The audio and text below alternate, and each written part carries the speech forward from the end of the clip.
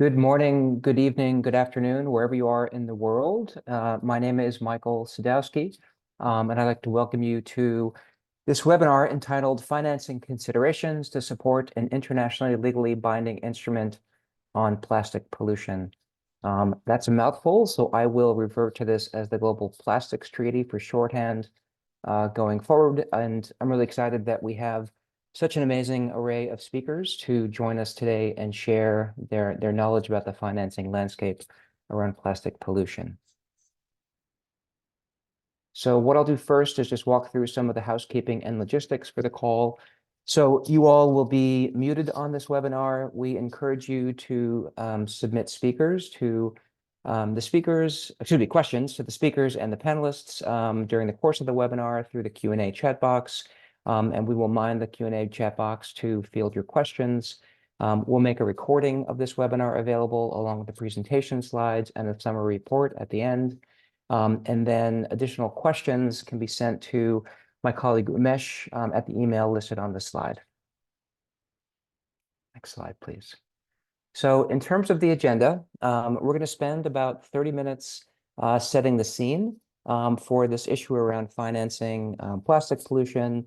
We'll have an amazing panel led by Liz Nichols of the State Department. We will then have 10 minutes for Q&A at the end. So as moderator, my goal is to make sure we stay on track and get to that 10 minutes of Q&A, and then we'll have some closing remarks at the end. So we'll do all of this in 90 minutes. And again, feel free to add your questions to the Q&A chat box. So that's the agenda. So just for some context to set the scene for this webinar. So according to a report from the Nordic Council of Ministers, an estimated 1.5 trillion US in public money and over 15 trillion in private sector investments are needed between 2025 and 2040 to reduce annual mismanaged plastic volumes by 90% relative to 2019 levels. So put that together, it's about 17 trillion in US of investment that's needed.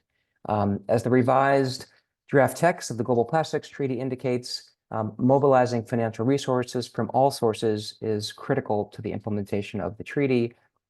With this as background, a number of like-minded organizations, including the Organization for Economic Cooperation and Development, OECD, United Nations Environment Program, Finance Initiative, the World Bank, the World Economic Forum, and the Circulate Initiative have joined forces to form the so-called Financing Coordination Working Group, the goal of which is to improve the overall understanding of the financing landscape for tackling plastic pollution.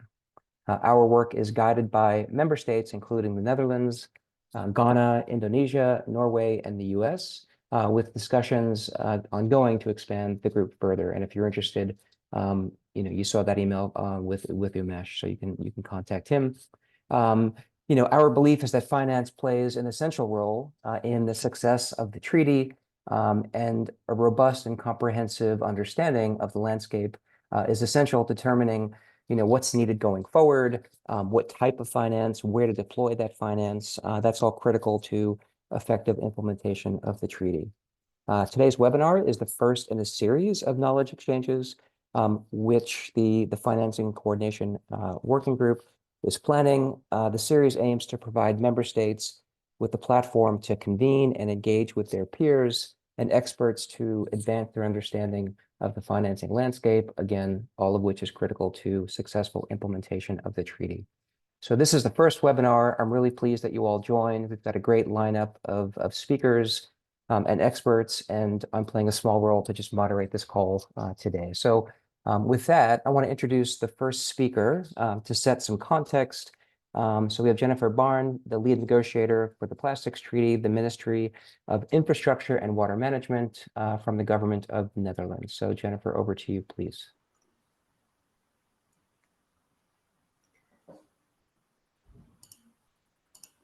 Yes, hello. Hello, everyone, and thank you, Michael, for introducing me. I'm so happy to be here and to provide some introductory remarks on this important topic. And let me start by highlighting some of the ambitions of the Netherlands for this plastics instrument. The Netherlands attaches great importance to agreeing an ambitious international legally binding instrument to end plastic pollution, in line with the UNEA 5 resolution. Ending plastic pollution is crucial for the protection of human health and the environment, and the Netherlands is committing to contribute wherever we can. We aim for globally harmonized and binding control measures addressing the full life cycle of plastics. Voluntary action from parties is great, but insufficient in terms of environmental outcomes and also harmful in terms of economic and social outcomes. As part of those control measures, we feel priority must be given to curbing primary plastic polymers of concern curbing primary plastic production and consumption to sustainable levels, eliminating and restricting chemicals and polymers of concern in plastics, as well as problematic and avoidable products, and developing criteria for product design that will help move us towards a more circular plastics economy, including on durability, reuse, repair, and recycled content. Measures downstream, of course, are also key, but will not work without effective measures upstream that will help to turn down the tap. Now, is that overly ambitious, you might ask? Well, as you can imagine, we don't think so. We are facing a key threat to ecosystems and human health, and the piecemeal approach or sticking to low-hanging fruit is largely insufficient and will contribute to affect the most vulnerable. It is clear that we cannot do this alone as governments. This is a challenge for the whole of society. We need to get the economic incentives right. And of course, ambitious measures will also require ambitious means of implementation. This means building capacity, transferring and sharing technology, improving our knowledge base, and stimulating investments for a transition towards a circular economy for plastics. Involving and fully including the private sector will be a key factor of success for the new instrument. That will mean that we need to move the playing field from one that is benefiting polluters and laggards to one that is level, or hopefully one that is benefiting frontrunners and innovators. That also implies a key role for the financial sector. We need to acknowledge that public funds are and will continue to be largely inadequate to fully implement our ambitions. We will need to mobilize finance opportunities from all sources, right from the start, as a matter of design, not as a nice to have, almost as an afterthought after negotiations, but as a need to have. We note and regret that discussions in the negotiations so far have focused on the financial mechanism, in particular the establishment of a fund. This is an essential discussion to have, of course, but we feel the discussion will benefit from a common understanding of the full relevant funding and investment landscape. This will help to make informed decisions on the best way to support implementation of the instrument. We need a better understanding of the different financing opportunities, including sources, mechanisms, and roles of finance available. There is a need for better information exchange to allow for transparent, inclusive, and honest discussion. That is what the Financing Coordination Group is aiming to facilitate, and that is why we feel it deserves not only our support, but also our active participation, and hopefully everybody's active participation in these webinars. I am therefore looking forward to this webinar and to the following webinars of the series intended to be organized, and I hope it will be foundational for a successful, inclusive, and holistic discussion on finance to end plastic pollution. Thank you. Excellent. Jennifer, thank you so much for those comments to frame the importance of this work and of this webinar and the work that the finance group is doing. So with that, I want to introduce Shardul Agarwala, who's the head Environment and Economy Integration Division at the Environment Directorate of OECD, for the first of 3 scene-setting presentations. So Shardul, over to you, please. Thanks very much, Michael. It's a pleasure to be here and share with you some insights from the work we have done at the OECD, but also some complementary work that the Circulate Initiative has done on private sector finance. So I'll be sharing some insights drawing on both strands of work. Next slide, please. So just to put the situation in context, according to our global plastics outlook, we projected a tripling of plastics use between 2020 and 2060. And in 2020, we used 460 million tons of plastics, but we also generated 360 million tons of waste, of which 22% were mismanaged. And if you look at the mismanaged waste, 85% of the mismanaged waste was occurring in emerging and developing countries. And even though as a result of economic development in the coming decades, the amount of waste that is generated is going to decline, there would still be 153 million tons of waste in business as usual. No, in fact, the amount of mismanaged waste would significantly increase from 2020 to 2060. So this problem, in the absence of strong global policies, is going to become progressively much more acute with the passage of time. Now, since the Global Plastics Outlook, which was done 2 years ago, we have also been focusing on what kind of policies do we need to put in place to eliminate plastic leakage by 2040. And we released some of the preliminary findings at INC3 in Nairobi. So just to highlight a couple of results from that analysis, if you could go to the next slide, please. So our conclusion from this analysis is, and this echoes very much what Jennifer Barnes was just saying, we need globally coordinated action, but we need ambitious policies throughout the plastics life cycle if we have to eliminate plastic leakage by 2040. So we need downstream policies on closing leakage pathways, enhancing recycling, but equally we also need policies to curb production and demand, and also design for circularity. And we have packages of policy instruments within these 4 broad clusters, and the result that you see on the right is the impact these measures have on reducing leakage. So in this analysis, by 2040, we are able to almost eliminate leakage by 2040. And you can see the shares of different sets of measures in terms of their contributions to eliminating leakage. Now, looking at this figure, you might say that the upstream set of measures only contribute a quarter of the solution towards eliminating leakage. But that's an underestimate, because we need upstream policies to reduce the amount of plastics flowing through the economy and generating waste to begin with. So the upstream measures are also quite important to reduce the overall costs of inaction, because the less plastics that are going through the economy, the less there is a need to invest in collection and waste management infrastructure at the end of the pipe. So the upstream policies go much beyond the share that you see in terms of eliminating the leakage by itself. They're quite important for lowering the costs of action. Next slide, please.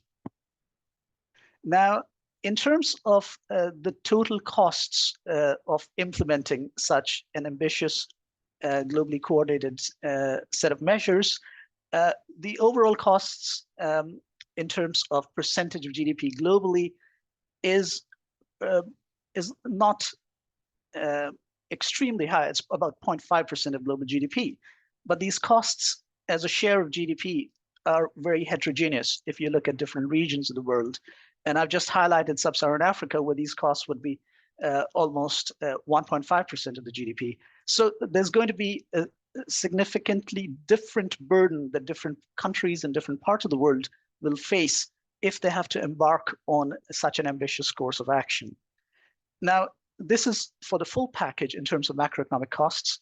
What you have on the right is additional investment costs downstream that would be needed to implement the downstream measures as part of the global ambitious package, and these costs are additional costs beyond the baseline, and these are of the order of $175 billion in the OECD, largely on enhancing recycling, and only a limited amount in closing leakage pathways. And in non-OECD countries, it's around 230 billion, with a significant share on closing leakage pathways, but also a significant investment on enhancing recycling. But these numbers don't convey the full picture, because we also need the investments that are needed under the baseline scenario. And in our calculation, the total costs to eliminate plastic leakage, in terms of downstream action alone, would amount to about $2.1 trillion between 2020 and 2040. So roughly $100 billion per year. Now let's look at the picture in terms of what kind of financing is currently being directed towards this issue. So I'm going to start first with official development finance. Next slide, please. First, let me just give you an overview of the different funding sources. There are clearly a number of funding sources, both in terms of public finance coming from government ministries, public agencies, development finance institutions, multilateral environmental funds, but also on the private finance side, institutional investors of different kinds, asset managers, commercial banks, and so on. And then there's a whole range of instruments, which I'm not going to detail right now. And then, of course, there's a fairly significant list of recipients and implementers who would be actually putting the policies in place to reduce and ultimately eliminate leakage. Now, coming to the picture on the official development assistance. Next slide, please. So this is work that we have done looking at OECD's creditor reporting system, where we have looked at both official development assistance as well as concessional debt instruments, which are called other official flows, directed towards waste management or specifically targeting activities to reduce plastic pollution. And you can see that between 2015 and 2020, there's been a significant increase in these official flows, which are either directly or indirectly contributing to addressing plastic pollution. There's a larger share, if you look at the 2020 numbers, there's a slightly larger share of concessional debt instruments, the other official flows, and official development assistance had climbed up by 2020 to about $800 million per year. We do have preliminary numbers from 2021, and according to those preliminary numbers, the ODA is reaching about $1 billion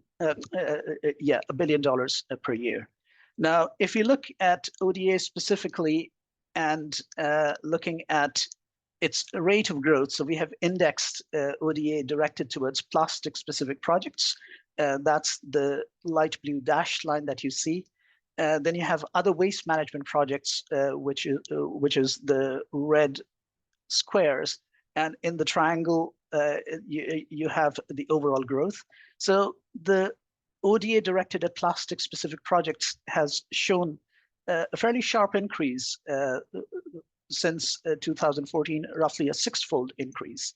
And while the funding for other waste management projects is more or less stable, although slightly increasing in recent years.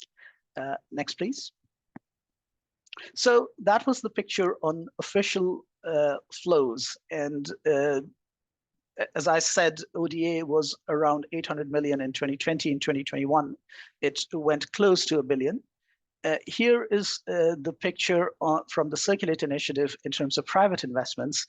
And they have tracked numbers from 2018 up to 2022 with preliminary estimates for 2023. And the average per year, according to them, is 29 billion. So it's 30 plus times more than the ODA figures that I was just talking about. Next slide, please. But also coming from the Circulate analysis is this whole issue of targeting. While the top 20 countries where plastic emissions into the oceans are in emerging economies in Asia, Africa, Latin America, and the Caribbean, 89% of the investments, the private investments, went to North America and Europe. And in terms of what kinds of activities those investments were directed towards, they were largely focused on the end of the life cycle, focusing on recovery and recycling, which received 85% of all investment, whereas reuse and refill models received less than 5%. So this brings me to some final takeaway messages from this brief presentation. Next slide, please. So eliminating leakage even by 2040 is possible, but it needs ambitious, globally coordinated policies that tackle the full life cycle. But the costs of such action, while manageable in terms of global averages, would be very heterogeneous. And we need strong international cooperation and resource mobilization to target countries which are in most need for financing to implement these actions. If you look at current public and private financial flows, they fall way short of what's needed. We need both major redirections of investments as well as additional finance. So we need both sides of the coin if we have to tackle this problem to meet the ambitions of eliminating leakage. Now, ODA for plastics is growing, but in the bigger scheme of things, it'll likely remain small, both as a share of total ODA, because it is competing with other equally pressing development needs, and it'll remain a relatively small share of the overall resource needs to curb plastic pollution. Private finance is already vastly larger and will likely constitute the bulk of plastics-related finance going forward.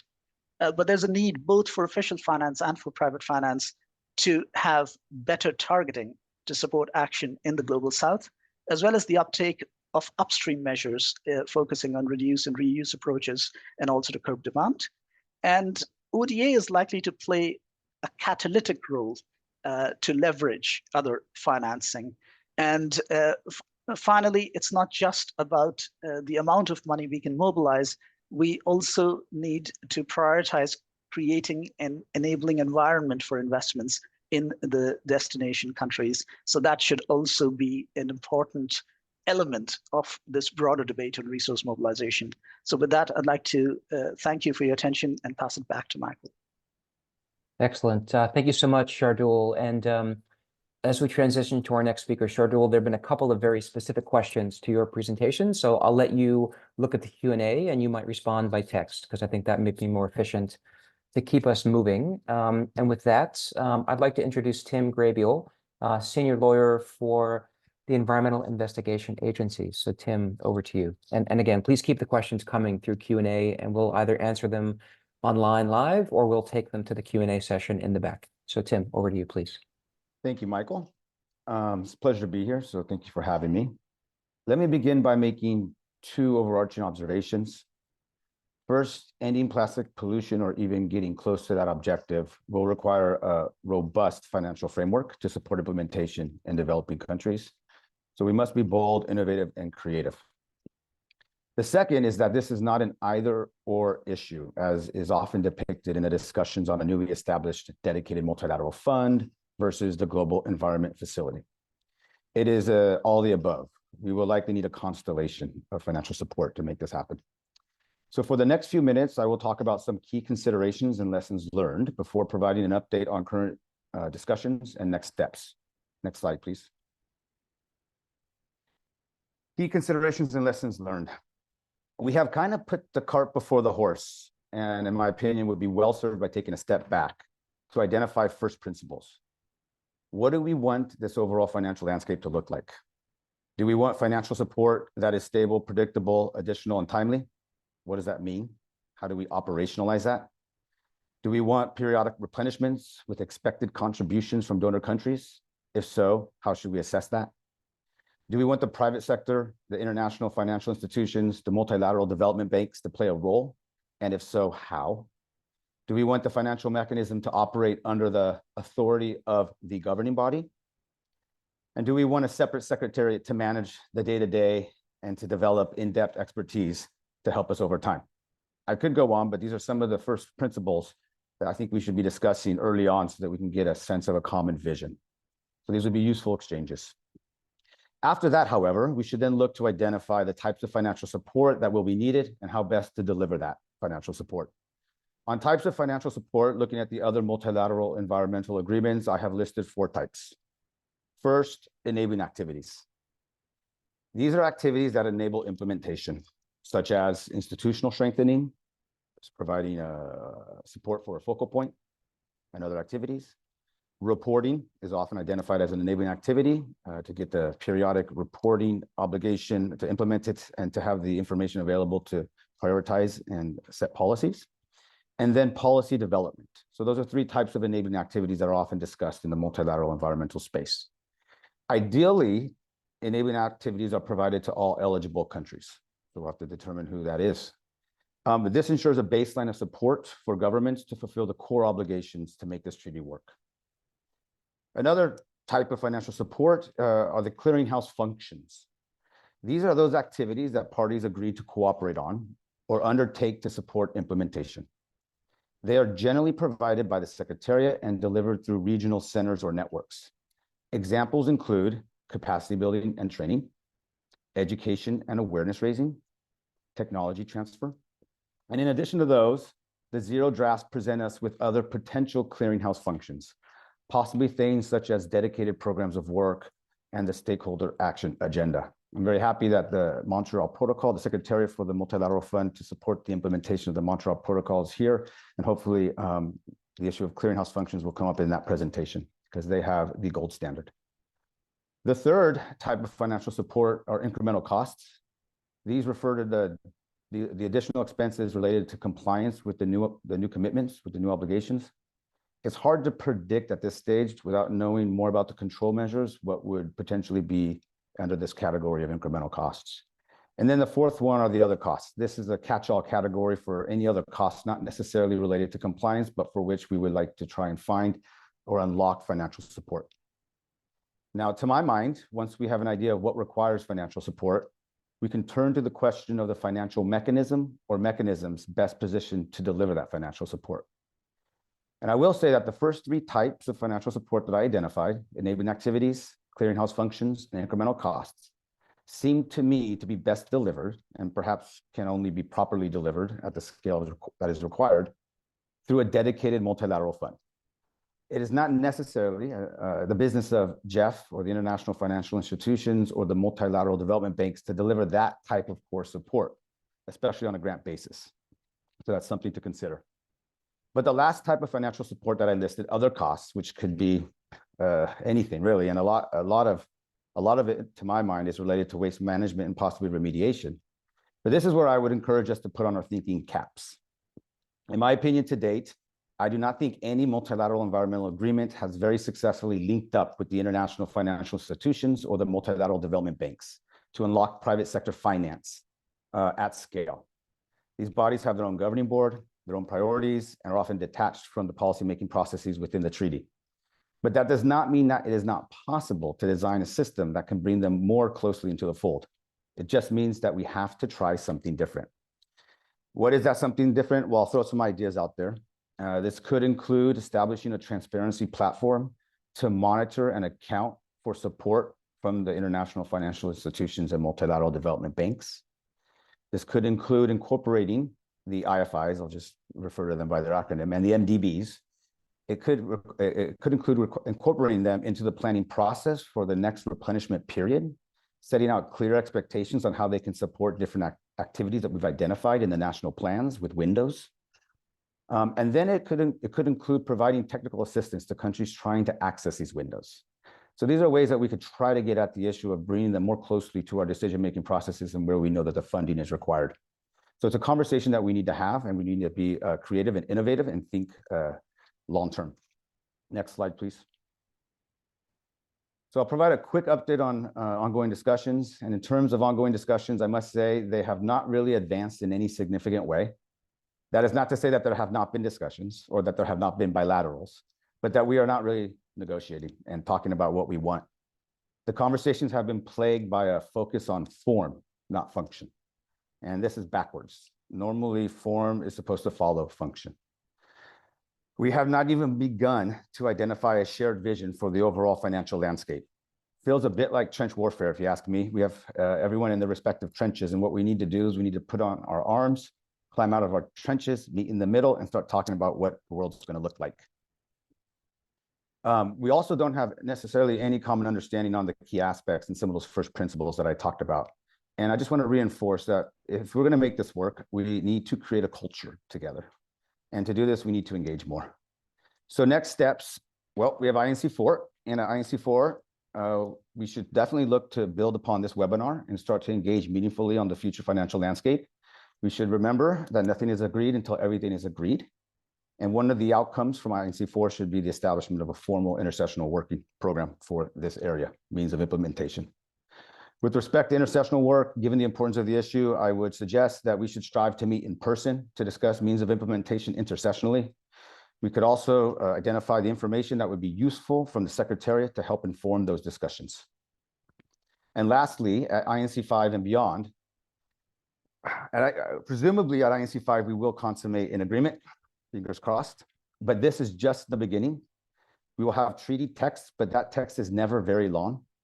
What is important is that we have a common understanding of how to read between the lines, that we know what comes next, that we possibly even have a timeline for when different decisions related to building out this framework will be made. Because after INC5, no matter what we end up with, we will have a lot more to do. We'll have arrangements to be made and decisions to be adopted to get this up and running. So I just want to encourage everybody to engage meaningfully in this at INC4, and let's set out a plan for attacking the issue and getting the right means of implementation in place. Thank you. Excellent. Thank you so much, Tim. And note that there are a couple of questions that have come in that you might be able to answer live by text. So if you check out the Q&A box, that would be great. And I think that was a perfect segue to Jyoti Mathur-Philippe, Executive Director, INC, on plastic pollution and head of the Secretariat, United Nations Environment Program. So Jyoti, obviously you're busy with INC4, so we're really pleased that you've joined us. And over to you, please. Thank you so much, and thank you for inviting me and the Secretariat to be here in this meeting, at this webinar. Tim has actually put the challenge that everything doesn't stop now. It also continues after INC5, but we will cross that bridge when we come to it. Maybe go to my presentation, please. Yes, the next one.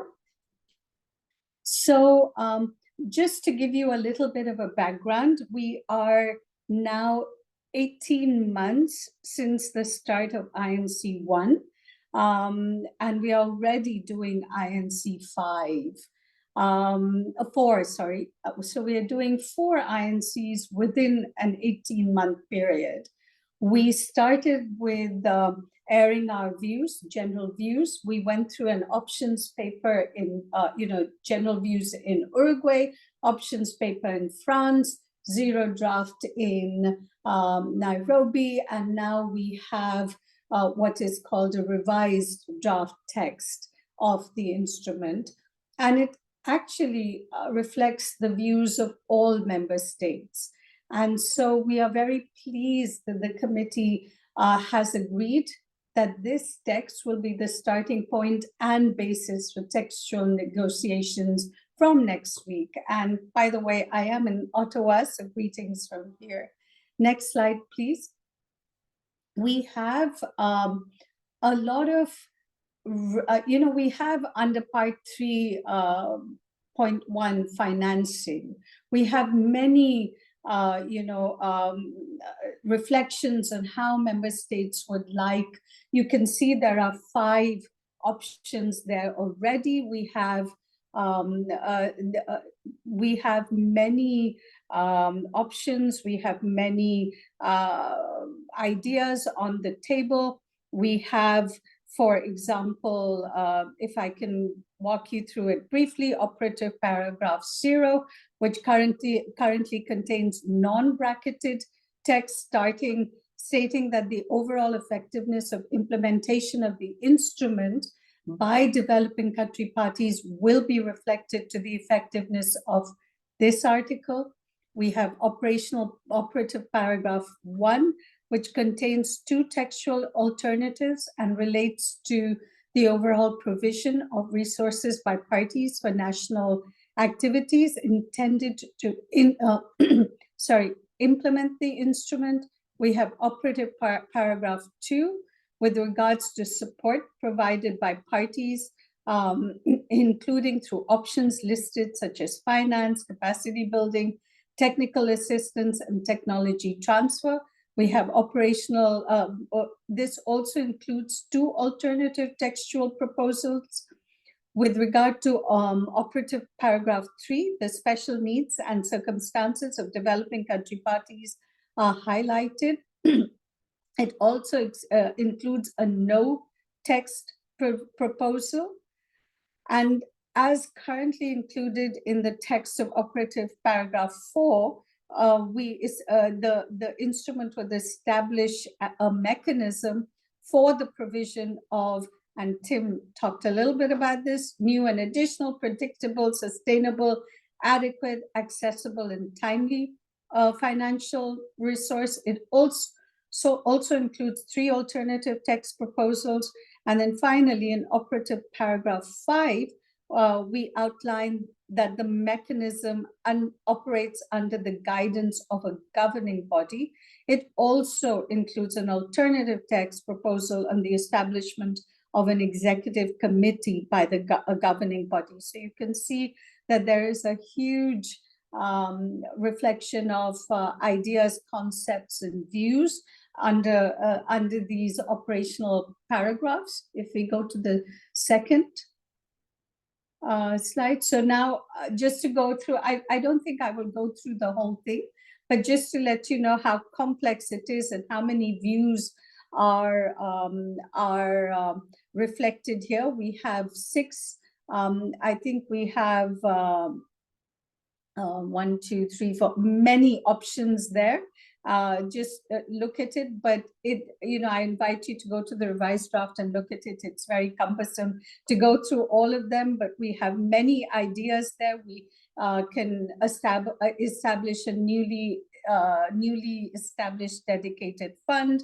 We can also use a dedicated fund within an existing financial mechanism, and we could also have the governing body establish something. We can have pollution fees, so that we take in, other forms, not just ODAs. We just heard that ODA will not be enough to actually make any transformational change in this area. So we have to look at a whole set of different measures that will allow us to get where we want in the implementation of this instrument. Maybe go to the next slide, please. And I think this is so. As we have been saying, we have operational paragraph 8 on a governing body. We have operation 9 on a plastic pollution fee. We have operational paragraph 10, which is to take measures to make financial flows consistent. Maybe go to the other paragraph. Oh, next slide, please. So finally, I wish to also draw your attention to the Secretariat document update on an overview of funding currently available to address plastic pollution, which will shortly be available at INC4 as an INT document. This document updates current developments from publications of the original addendum document in October 2022 up until April 2024, and updates include an overview of developments from other recent multilateral environmental processes like the Loss and Damage Fund and the BBNJ Fund. So we felt that there was a need to update the original document so that member states can have an overview of what is currently of existing funding. And so I again invite you to go to this paper when we upload it. I think it will be today. And with that, I will just conclude my remarks. Thank you so much. And thank you again for inviting me. Excellent, Jyoti. Thank you so much for joining us.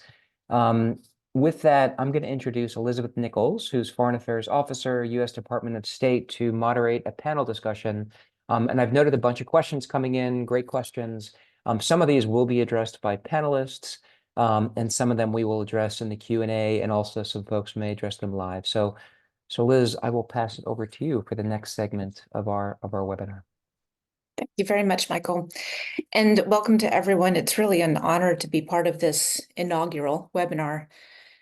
I think that together our previous speakers have really beautifully outlined the landscape of public and private financing that's both necessary but also available to support implementation of the future instrument on plastic pollution, which I think it's helpful to think in terms of both the obligations, but also just the overall objective.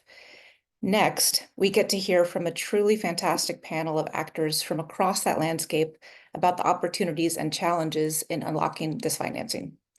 We'll start on that landscape with the multilateral financial mechanisms that formally support party governments to meet convention obligations, the Global Environment Facility and the Multilateral Fund for the implementation of the Montreal Protocol are perhaps two of the most prominent examples. We heard the term gold standard earlier.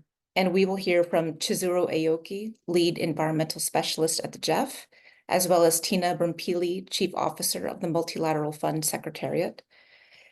In addition to a financial mechanism, the new instrument will generally need the support of development finance institutions, which can combat plastic pollution with a range of approaches. And we'll learn about the World Bank's innovative new outcome bond from Tao Wang, Senior Environmental Finance Specialist at the World Bank. After that, we'll learn how private finance invests in the real enterprises in the real economy, where many of the changes to end plastic pollution will actually occur, from Floskit Kusi, Head of Stakeholder Engagement at ING Global Sustainability. And we'll conclude by recentering the member state perspective that is at the heart of this discussion, with views from Oliver Boachi, Special Advisor to the Minister at the Ministry of Environment, Science, Technology, and Innovation in Ghana. So let's first turn to Chiz and the GEF. Chiz, good morning. Chiz, we heard from Michael that something like an estimated 1.5 trillion in public expenditure may be needed between 2025 and 2040 to reduce plastic leakage by 90% relative to 2019 levels. And that's a big number for official development assistance, ODA, to cover alone. Could you contextualize this for us and maybe describe the average annual capital flows from existing mechanisms like the GEF for the MEAs that they serve? Okay, thank you so much, Liz, for the question, as well as also to the organizers for inviting the GEF to this interesting and informative conversation so far. So the GEF, it's been put on the table already by previous speakers. In a nutshell, it's a family of 6 funds, and we serve 6 conventions and agreements. And for the question, let me give you some numbers. It's a little bit difficult for us to provide annualized numbers, but we will give you figures on specific timeframes. Cumulatively, for the past 30 years, we've done about $24 billion of primarily grant financing, and that's mobilized about $138 billion. For the current GFA period, which is until June of 2026, $5.33 billion have been pledged to be programmed over the 4 years. And I should mention this particular figure of 5.33 doesn't include the figures for the 5 other funds that we manage. So of course, if you look at those numbers, the GF on its own is quite modest. That said, I think the important question is how to maximize the limited resources that are available and how to maximize impact. And for that, there are a couple of ways, 3 ways actually, that we're working to achieve that. One actually is on leveraging, financial leveraging. Currently, our support is mobilizing about 7 times more than the program resources that the GEF can put on the table. In the first 20 months of the GEF-8 period, we have programmed about $2.2 billion of GF resources, primarily grants, but it does include some blended finance, and that's leveraged about $7.2 billion of co-financing. If you look at the plastics agenda in the GEF-8 period, we have programmed about $247 million, and that's leveraged about $2.45 billion, and we expect to do more on this one. And it's very important because a lot of these co-financing figures are coming from the private sector. And if you're talking about blended finance, non-grant projects, the leveraging ratio can go up to something pretty high, like 26 times what the GEF can put on the table, with outside partners leveraging additional resources by 26 times. Second, on multiple benefits and integration. We support many programs that address multiple threats at once, right? And this can have more bang for the buck financially as well as for the impact. And this is important, we think, for the plastics. It is an issue because it transcends various global concerns from climate change, biodiversity, as well as chemicals and waste. The final element is on policy. Very quickly, countries need to have effective policy frameworks to articulate their priorities and also be able to maintain an adequate institutional frameworks with the capacity and implement action.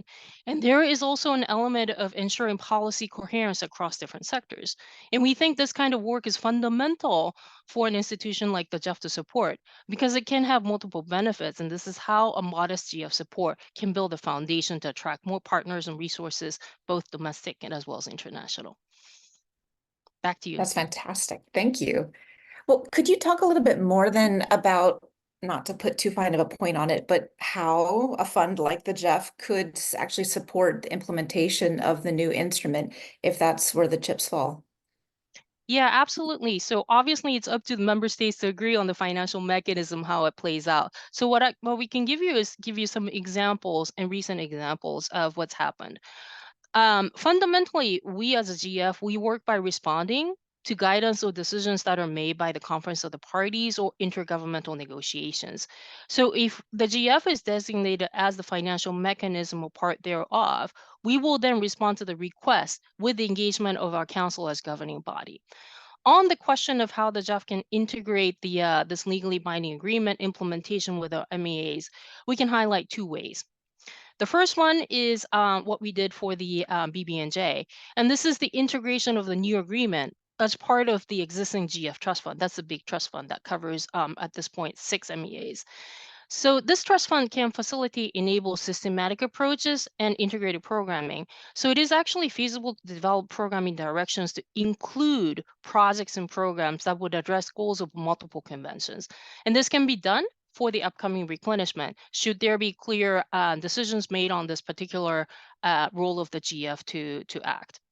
Another example is being informed by what we did for the Global Biodiversity Framework Fund. It is possible for us to also push forward what we call the multi-trust fund programmings. Within the family of funds, it is feasible to support projects that can pool resources from more than one fund. For instance, we can do this with the GEF Trust Fund, plus let's say for climate adaptation, Least Developed Countries Fund. So if member states in the end decide to establish a new fund under the GEF and also encourage integrated programming with other chemicals conventions, we can respond informed by our existing experiences with multi-trust fund programs. And one element I wanted to highlight, because the role of the private sector and financing from all sources has been mentioned, it is feasible for the GF to set up a mechanism that can be supported from all sources, including private sector, philanthropies, and CSO foundations. And this was the case for the Global Biodiversity Framework Fund. It all depends on what kinds of clear decisions and requests that we get from the member states as well as the negotiating body. Thanks. Okay, so us negotiators have some work to do. Could you, in let's say 1 minute or less, tell us a little bit more about this new Circular Solutions to Plastic Pollution Integrated Program? That's a mouthful, but it's new, it's big, it's funded by the GEF. Tell us what we need to know. Okay, so in a nutshell, it aims to address the root causes of the plastic pollution. It's the consumption and production of single-use plastic products and packagings with low circularity. It's actually focusing on the food and beverage sector, and our financing is $108 million, and it's leveraging over $500 million. And we're doing this in 15 countries from Africa, Asia, Latin America, small island development states, as well as the Middle Eastern region. And in terms of capacity building, that was one of the questions that were put on the table. National level, we will support capacity building tailored to the national priorities, and they can include elements related to policy and legislative frameworks for circular economy, stakeholder engagement, extended producer responsibility, and so on and so forth. What's also exciting is we're going to have a global element that can optimize the delivery of cohesive programming across the 15 countries, and it can support conferences, knowledge events, webinars, technical assistance, and partnerships. And the whole notion is how can we build the communities of practice around technical plastic related sustainability topics? And that could include how do you harmonize definitions and metrics, methodologies, traceability, and how do you scale up innovative blended finance and de-risk investments? So we're really excited about this. And we really hope the structure of having the 15 national projects and the global element can achieve an impact that's larger than just the sum of the projects only. That's fascinating. Thank you for that. And also for these kind of three major ideas about how public funding can get maximized, and also for outlining a potential role for the GEF, including because of this strength of the GEF right now in integrated programming. Thank you. And now we're going to move from the GEF, which serves multiple agreements, to the Multilateral Fund, which is dedicated exclusively just to one, to the Montreal Protocol. So Tina, could you, tall order, but could you give us like a 1-minute summary of the Multilateral Fund and how funding is provided? What are some of the compliance and governance mechanisms in place? Maybe more than 1 minute, but an overview would be fantastic. Thank you. Thank you very much for the invitation. And thank you, Liz, for the opportunity to provide this overview. So as you've said, the Multilateral Fund is a dedicated funding mechanism for the Montreal Protocol. And basically, its goal is to enable the developing countries through grant funding to comply with the concrete targets of a legally binding treaty and to sustain this compliance with a very strong reporting and monitoring mechanism. The financial and technical assistance is provided by 4 implementing agencies, UNDP, UNIDO, UNEP, and the World Bank, which also have very strong reporting mechanisms in place. The fund operates under the authority of the meeting of the parties to the Montreal Protocol, and it's governed by an executive committee with equal representation between developing and developed countries, a committee that has sort of the delegated authority to represent the interests of the parties in all project-related issues. Now, in the question that you asked me, I would like to simply underline 3 main issues which relate to how funding is provided, and I think it's very important to this discussion. The first is that all developing countries have opportunity to access the funds that are allocated for the specific purpose of protection of the ozone layer and of climate change mitigation since 2016, after the Kigali Amendment was in place. In other words, if a country has many and different priorities, policy priorities for a specific period of time, these funds are accessible for the protection of the ozone layer. So there is no competition among different policy priorities within a country. The second point is that achieving compliance means having a proactive approach through funding. We fund the phase out of chemicals in the consumption and production. We target the supply and the demand side, and we don't wait for emissions to happen in order to fund the related activities. And finally, just to give you only a few numbers, we have cumulatively received, of course, we are a very small fund, 96% of the pledge contribution since 1991, and we have already approved 93% of these pledges received as of the end of 2023, which simply shows that it's a strong financial mechanism that it delivers in terms of the funds that it receives. Thank you. Thank you so much. That's quite efficient turnaround. I mean, I think everyone thinks this, but the Montreal Protocol is generally considered a knockout success story. And a lot of that, we think, is due to how well the Multilateral Fund has functioned. What are some of the lessons that you would offer from the Multilateral Fund that member states and negotiators should keep in mind as they deliberate on the mechanism for this new instrument on plastic pollution? There are many lessons learned, but of course, the lessons learned sort of are customized to the way that the Montreal Protocol has evolved.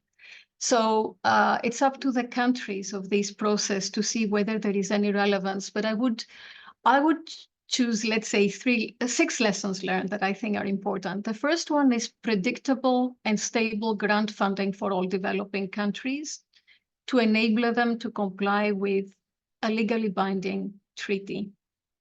The second one would be engagement and accountability from every single donor, but also every single recipient country with a very robust governing structure. We fund 144 countries. We have 144 national ozone officers in every country funded by the Multilateral Fund. And these officers play a pivotal role in the implementation of the Montreal Protocol.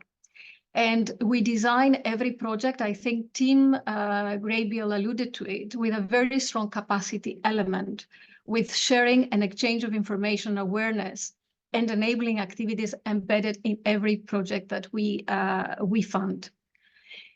A very important thing is that we deal with the industry in developing countries holistically. We pay actually the industry with an incremental cost approach to ensure continuity in their business and to ensure that the jobs remain at the national level. And I think this is the most important lesson learned from the Multilateral Fund, that we don't look at the environment per se, but we look at the social and the economic aspects and circumstances that every nation brings forward. We go to the specifics. We don't leave the countries on their own to deal with the specifics. So we assist them from the preparation to the implementation and then to monitoring. We are efficient and cost conscious. So it costs the fund 7 cents a dollar to mitigate 1 ton of CO2 equivalent, which is a quite cost conscious and efficient mechanism. And finally, because everything is about people, we have an extremely dedicated partnership. The team, the Secretariat team, is quite knowledgeable. The bilateral implementing agencies are very dedicated. The members of the Executive Committee are passionate and feel that they own the process. And of course, the national ozone officers that are really passionate about their work at the national level. Liz, if you allow me, just only one final remark. Many times I hear that the strength of the fund lies in the fact that it's very narrow-minded, very narrowly focused. And I think it is true, but it's not the reason why I think it is successful. And although the fund is focused on terms of the overall goal, its impact on the ground is widespread. We deal with more than 200 sectors because chemicals are everywhere in our daily lives. And I think, as I said before, and this is what I would like to close with, we never lost sight of the fact that environmental benefits go hand in hand with social and economic benefits and business continuity at the national level. Thank you. Thank you so much, Tina. I think that that's a really critical message to continue forward in this conversation and into next week. All right, so we're going to move from the financial mechanism space over to the development finance space and to Tao for a view on innovative financing approaches. Tao, could you just generally explain the concept of outcomes-based financing and maybe clarify its role in tackling plastic pollution? Certainly. Thank you, Liz. Hi, everyone. Outcome-based financing, as the name suggests, is a funding approach that links financing to predefined outcomes or results. The outcomes can be in various forms. It can be carbon emission reduction, energy efficiency, biodiversity conservation, and so on and so forth. So certainly in this context, the outcomes and results can be plastic pollution reduced or plastic production consumption avoided. So whatever the defined outcomes are, they must be measured and verified before the funding can be released. Outcome-based financing has proven to be an effective tool in driving the financing for results and enhancing the monitoring, reporting, verification, and as a result, inject clear accountability and catalyzing investments towards environmental and social impacts. So this is a quick overview of what the outcome-based financing is. Yeah, happy to elaborate, but for the interest of time, I'll pass the floor back to you, Liz. No, I think that's perfect. And I note that there are several side events on outcomes-based financing that we'll see next week. So maybe folks can learn more there. But the recent 100 million plastic waste reduction linked bond, new, big, exciting, issued by the World Bank. It's receiving a lot of interest. I wondered if you could speak to what you think the incentive was for private investors to support the bond and what you think that negotiators could do within the new instrument text itself to promote this kind of financing. Sure. Last January, the World Bank issued a plastic waste reduction linked bond. We call it outcome bond. It's a 7-year bond at the amount of $100 million. This outcome-based bond provides investors with a financial return linked to verified plastic waste reductions and carbon emission reductions in form of plastic credits and carbon credits to be generated by 2 projects in Ghana and Indonesia. So this plastic bond transaction utilizes the outcome bond as the financial instrument and adopts the plastic credits, carbon credit as the methods to measure and verify the results.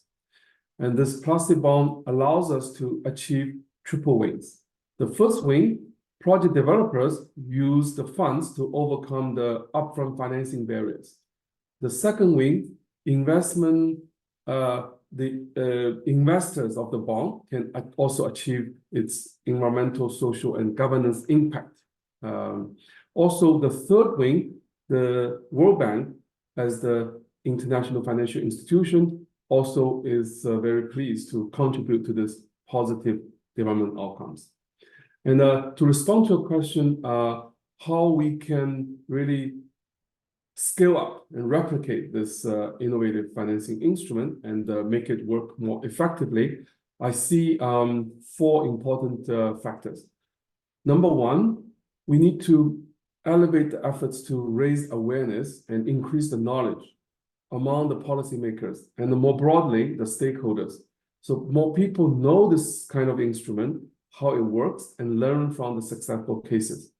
Number 2, we can incorporate this proven effective outcome-based financing instrument into the financing options in the INC discussion on financial mechanism. And then number 3, to establish robust governance structure and strengthen the standardization integrity of the system.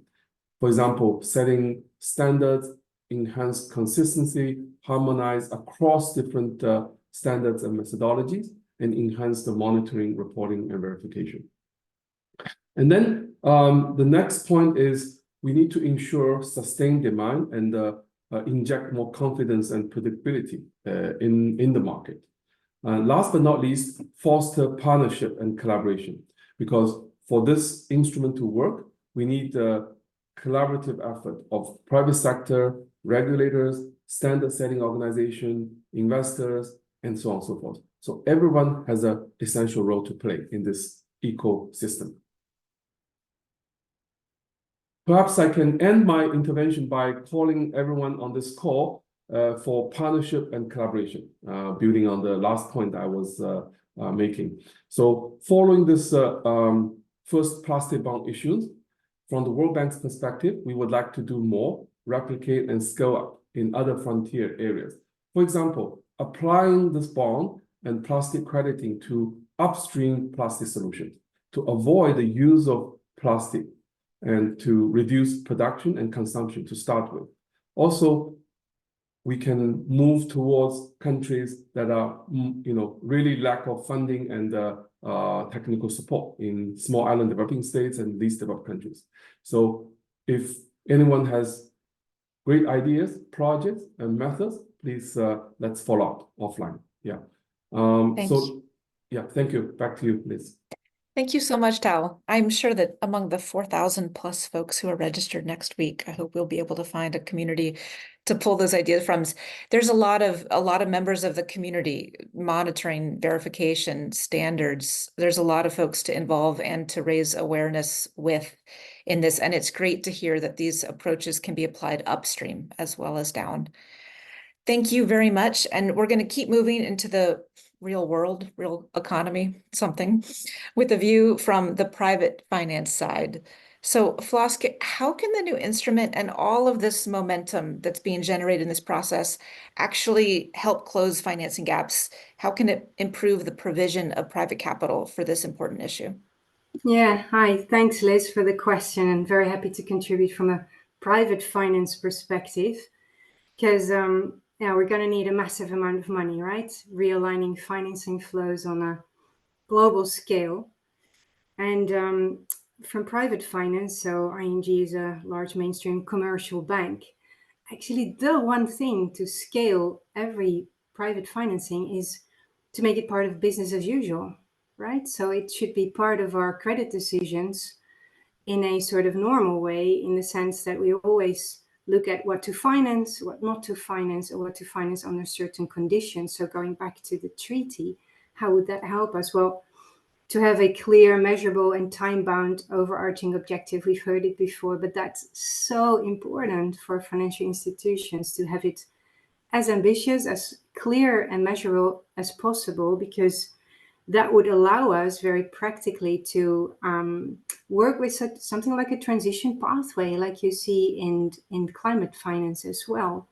And that would allow private finance to actually use the common today financial instruments, think about sustainability linked loans, and use that to finance plastic pollution solutions, to make that perhaps a bit more concrete. So ING is financing large corporate activities in the whole value chain, from plastic production to the user. So think about packagers and fast mover consumer goods, to reuse and to the recycling.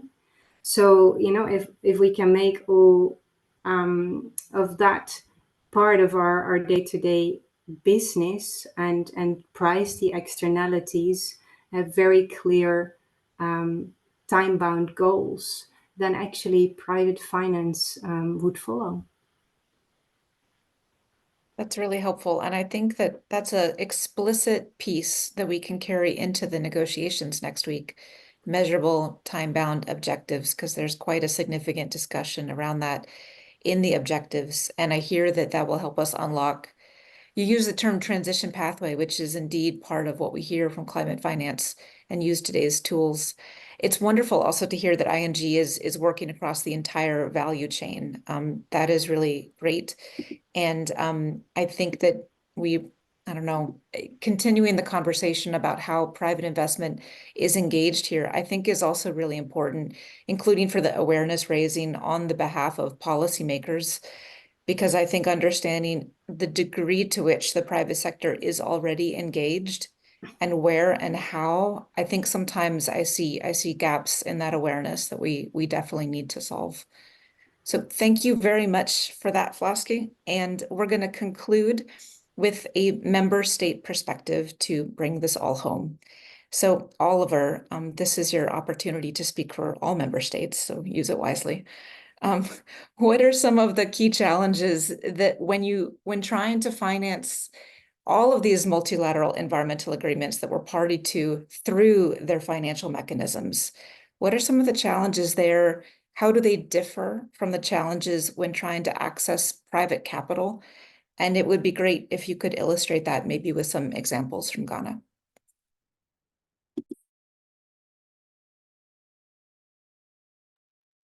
And take yourself off mute first. Thank you very much, Liz, for that introduction, and also to all those who have shared so much useful information with us. Now, as we have all heard, multilateral environmental agreements require dependable and predictable financial mechanisms to operate effectively.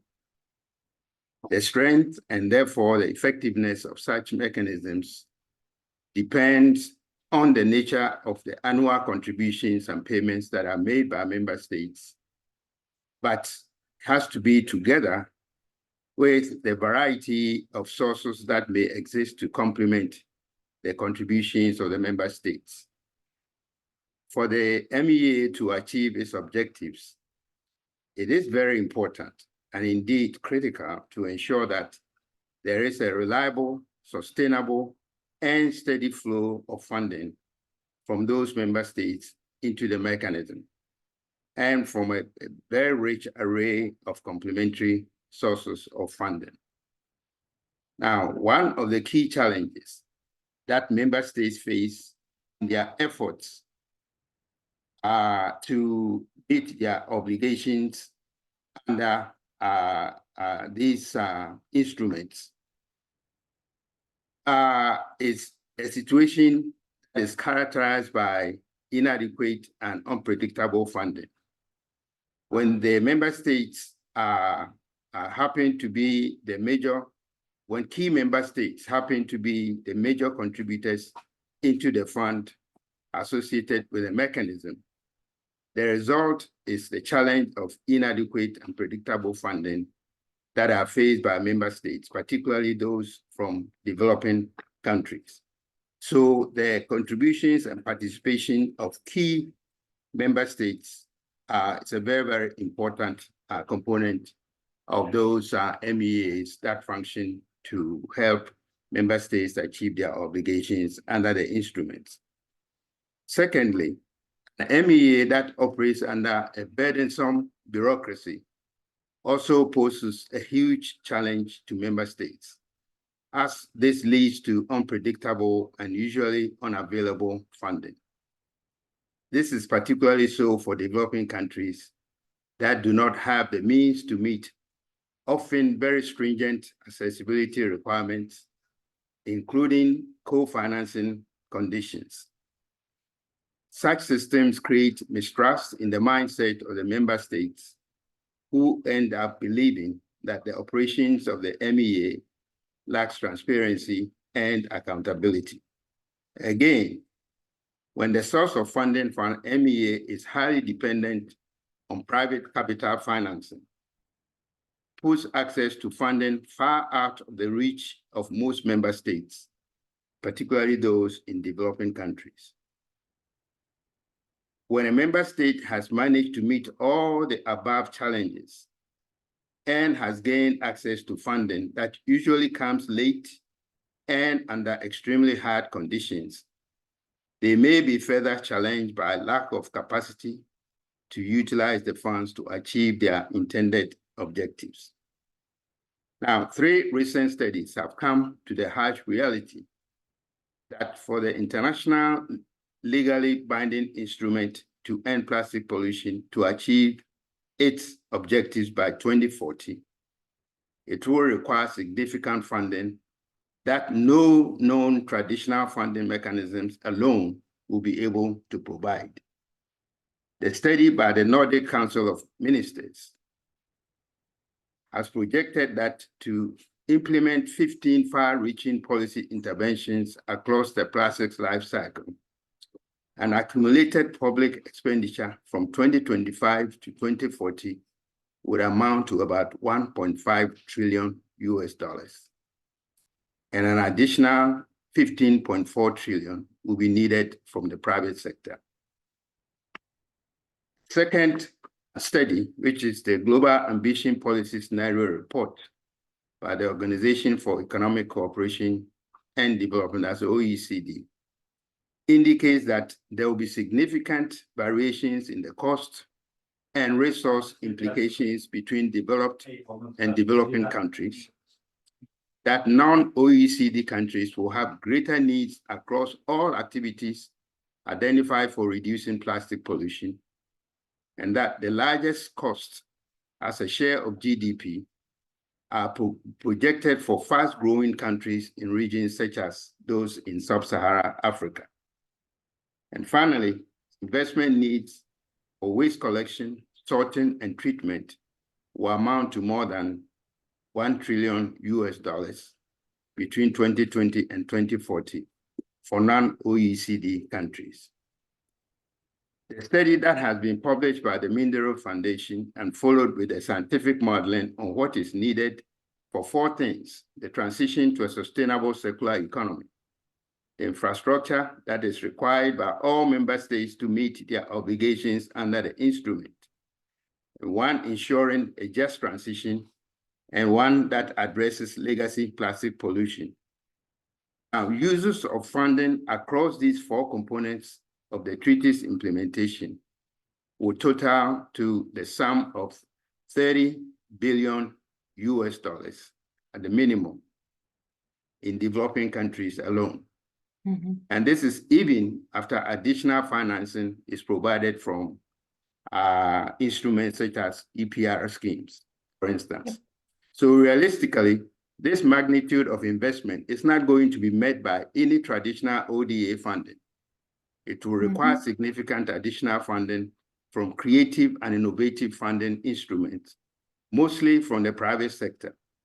We believe that these contributions to funding must come from those whose economic activities lead to the creation of products that pollute the environment along their life cycle, and also create waste that must be managed with circularity principles and practices, and they cannot be voluntary contributions. Oliver, thank you so much. And that ties to the plastic fee idea that we've heard on the floor in the rooms, and also from Ghana and the Africa group of negotiators. It's really true. The volume here is large, and you identified several significant barriers that often exist to accessing and unlocking this capital that we're going to need to tackle outside and inside the treaty environment. Thank you very much for that, Oliver, and thanks to each of our panelists for their insights and for their time today. We really appreciate it. I'm going to pass it back to Michael to help us navigate some of the great questions that are coming in through the chat. Michael?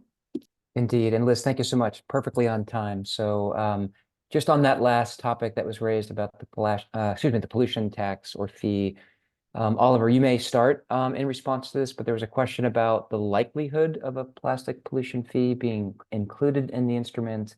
And then there was another question really just about the need for that. So it was a question/comment. So maybe you can opine about what you think the likelihood of that to be included will be. Well, I wish I could say that it would definitely be part of the instrument that we are negotiating. And I'm saying that because I think it is the only way that we are going to get the additional funding that is required for us to be able to meet the obligations or reach the objectives of this treaty. Basically, we are saying that there are actors within the midstream today who have embraced the polluter pays principle and are making very significant contributions to the management of plastic waste from packaging. Now, obviously, just depending on the midstream actors like the Coca-Colas and the Nestle's alone, it's not going to cut it for us under this treaty. So we need to extend that polluter pays principle to cover the polymer producers whose products end up in all markets across the globe. And so we are asking them to make very, very limited contribution, not more than $100 per ton of polymer products.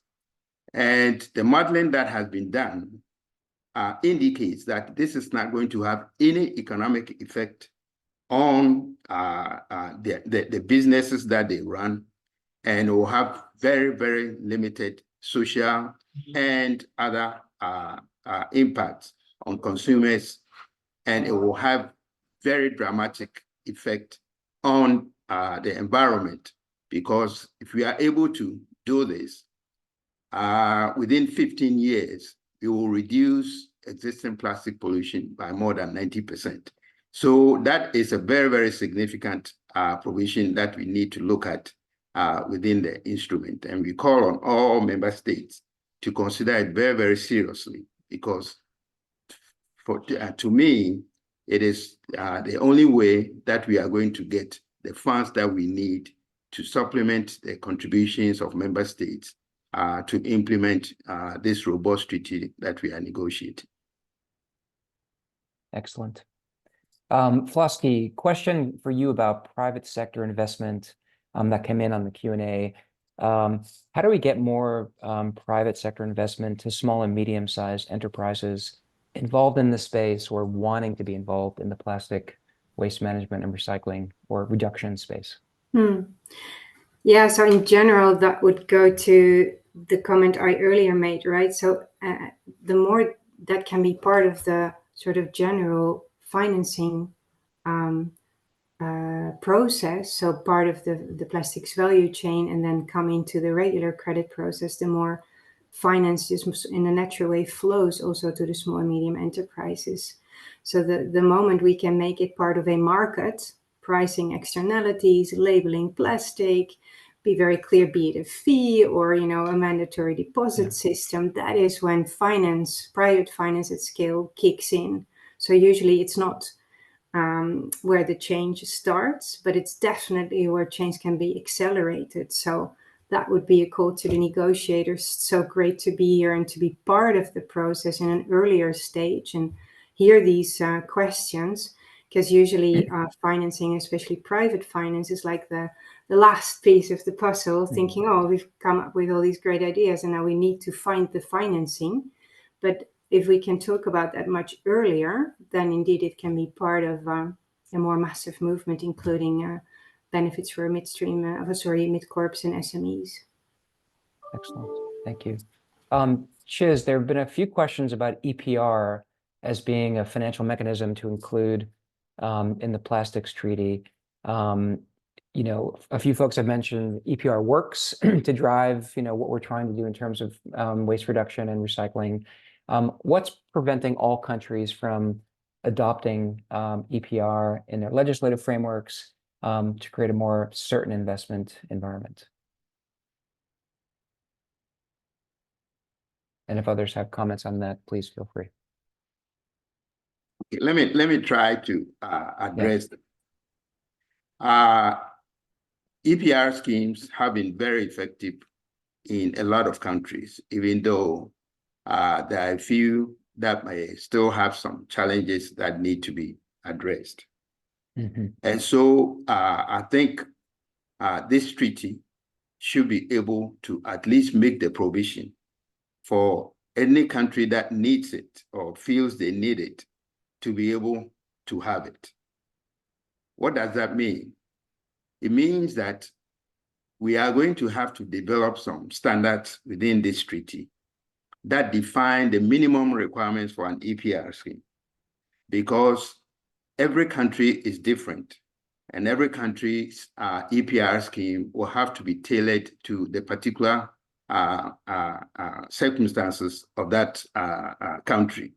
And so we can have these minimum standards that all member states who want support from this instrument to implement EPRs can apply for funding and then get started either in setting it up or improving or strengthening an EPR scheme that already exists. That means that all PROs, what we call the producer responsibility organizations, will come under an umbrella, which means that if they are operating in a country that is a party to this instrument and they need an EPR scheme, because they exist under this umbrella and they have accepted the basic requirements that are needed, they can then apply to the fund, and the fund will provide them the support that they need to be able to implement that. So a lot of member states have questioned how we can implement a global EPR scheme. It's not global in the sense that we have only one PRO that is looking at all the EPRs in every country, but it's a fund that provides support for member states to implement the unique EPR schemes that they need in their own countries. And I think if we can get this covered under this treaty, it will be very, very instrumental in managing the waste and pollution that we are all fighting against. Excellent. Michael, could I just come in? This is Chiz from the GEM. Please, Chiz. Yeah, so I mean, I think the issue has been described very eloquently by our Ghanaian speaker. From our perspective, it can be part of a broader package. The question is, how long does it take to establish a system that would be mature enough to function, and how much of this can be counted as a source for financing? So anyway, some of the things that we are already doing in terms of the provision of support through the plastic pollution integrated program is really looking into best practices, technical guidance, tailored support for the countries that might be interested in establishing or enhancing this, to provide this technical support to enforce as well as establish and enhance the EPR schemes within their countries. And that could also target both the governments as well as the private sector. So it's just a little bit of flavor as to it is feasible for countries to get support within the existing GF framework. And we will just have to see how this will go further within the conversation that's been taking place for the financing mechanism, as well as what will be considered as eligible. So thanks. Great. Excellent. Chiz, thank you so much. And amazing questions that came in. A reminder, we will share the recording of this. We will also share a summary of the event, and we'll address these questions that are coming in, because there are a lot and they're great. So I do want to pass the floor to Clemens Schmidt, the Director of Global Plastic Action Partnership at the World Economic Forum, for a few closing remarks. So Clemens, over to you. Thank you so much. Firstly, let me express my sincere gratitude to the Dutch government for making this webinar possible, as we collectively strive for an impactful treaty to address plastic pollution, on which financing is so instrumental. I would also like to thank the great speaker we had today for sharing their relevant insight and perspective. It's been a real pleasure and impossible to summarize in the 5 minutes that we have left. So I will take two main themes with me that really struck as speakers were sharing their idea. First, 3 words: bold, innovative, and coordinated, for us and for action across a complex reality.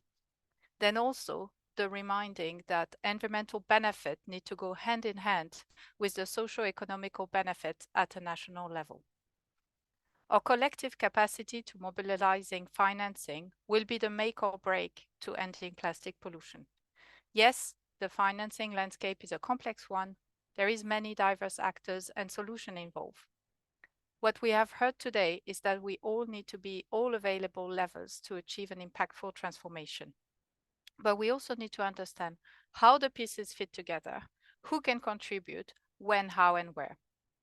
We at the World Economic Forum, together with our global partners present here, the World Bank, OECD, UNEP-FI, and the Circular Initiative, felt keen to provide a space for comprehensive and balanced conversation on financing.